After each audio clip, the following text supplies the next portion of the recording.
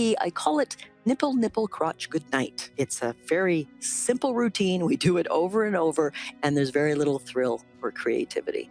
That's what happens when you're unbalanced in the three keys to passion: intimacy, thrill, and sensuality. Too much intimacy is the death of desire, as the brilliant Esther Perel says. Now, conversely, quickly I'll mention, some people are really strong in sensuality and thrill and very weak in intimacy. They can only really connect and relate through sexual contact or adventure, going on trips, having fun, going to nightclubs, but they find it really hard to be deep and emotionally connected and develop meaning and depth and connection and communication. And that's an unbalanced triangle as well. Exceptional relationships are not the result of falling in love with the right person, which is what we're often told. In our society, there's a huge emphasis on who we choose to be with. And while that's extremely important, choosing the right person does not guarantee happiness. It takes much more than that. Think about your own life. How's your health? How are things in your job or your business going? It's likely that if you're an achiever and you're not doing well in any of these areas, you've held yourself accountable and taken action to improve the situation. As Tony says, action is the most important key to any success.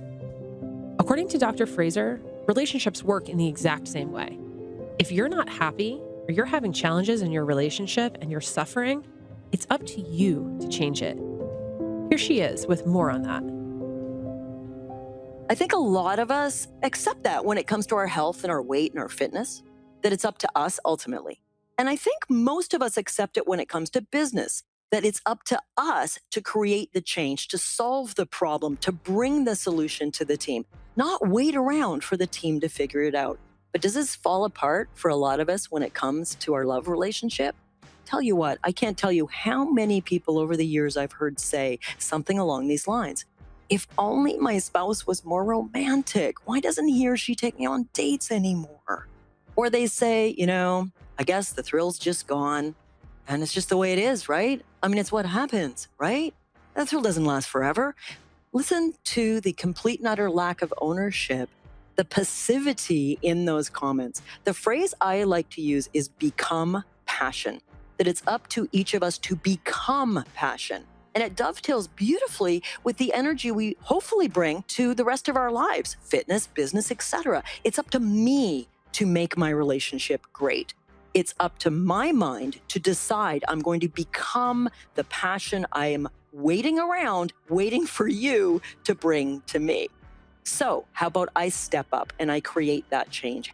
Tony uses this beautiful term here. He uses the term being a generous lover. The term I use, which is basically identical in its meaning, is becoming an awakened lover. How can I awaken fully to my intimacy, thrill, and sensuality? How can I become passion? Actively bring these qualities to you and be an extraordinary lover for you. Lover is a verb. The most important letter in that word is the R at the end. Can I be a lover instead of waiting around to feel like I'm in love? What's the story we make up in our mind when we're in a rough patch in our relationship? Goodness knows real relationships are going to have multiple rough patches. Do we start to go into an escape clause story about how, well, if it doesn't get better, then maybe I'll look for something else? If it doesn't get better, maybe we're not meant to be with each other. Oh my goodness, I hate that phrase. Not meant to be. Create the meaning. Choose to be. Commit 100% to being an extraordinary lover.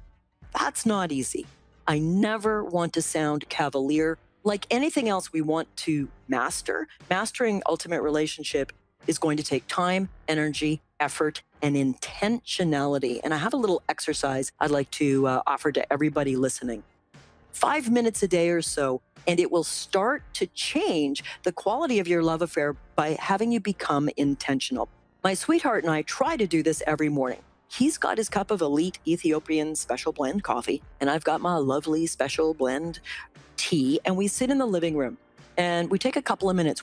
I'll share with you actually our aspirations from this morning. I call this setting loving intentions. And we each quietly think, takes about a minute or so, what is an intention or aspiration I want to set about my relationship today? So this morning we did that and I said, okay, I'll go first. And I said, today I intend to be very careful with my voice and to be very careful about my voice sounding impatient when I'm in a rush. I want to really focus today on a kind, loving tone of voice. That was mine. Little backstory, I'm in the middle of a business launch right now, and it's a very, very, very busy time. And I get a little tired, and it is possible that Cheryl, the passion expert, gets a little crabby. And I have a very expressive voice. So that was my intention. Simple, sweet, to the point. My sweetheart went next, and to my delight, this is the one he came up with. He said, I want to create a special romantic event for my wife tonight. And that's what my intention is. Great. That was it. We go off for our days. We're not going to see each other for 10 hours. We come back and we have the rest of our day. And what we try to do, what I encourage you all to do, set an intention. Honestly, you can do this in 2 or 3 minutes. And at the end of the day, hopefully together, if that's possible, but you can do this on your own in the evening, review for a minute. A minute. How did I do on my intention today? So I would review quickly and say, was I impatient and snappy in my voice today, or did I catch it and use a warm tone? And he would review his. Make love intentional. If you want something great, it's not going to happen all by itself. If you've ever been in a romantic relationship, you know that conflict, whether you like it or not, is a part of it. Human beings have conflict because we're different people with different opinions and different frames of reference. Conflict is inevitable, and according to Dr. Fraser, one of the most critical skills that couples can develop is to manage it well. In other words, it's not about if we mess up, but when, and what we can do about it. Here's Dr. Fraser again with some healthy and productive ways that you can approach conflict in your relationship when it arises. So let me offer a couple of ideas for kind of mindful, loving, intentional ways to attempt to do a better job when we run into a difficult problem between the two of us. First, I'll talk about a way to start a difficult conversation. And most of us really suck at this, myself included, unless I bring intentionality and I catch myself before I bring up a difficult topic. I'm upset about something. I want to lodge a complaint about something. I'm triggered about something. How do I bring it up? Research indicates that the first 3 minutes of a discussion, same as business, the first 3 minutes of a discussion tend to predict the outcome of the discussion to about an 80% level. Meaning, if I phone the tech support that I'm having trouble with and I start, it's not working, rah, rah, rah, I come in, hot and mean, generally the call doesn't go well. We know this, but why do we forget when it comes to love? So here's a very simple technique, not easy, but it's simple, on how to approach a difficult topic with skill. Set yourself up for a higher likelihood that the conversation can go okay. I'll use a real simple example that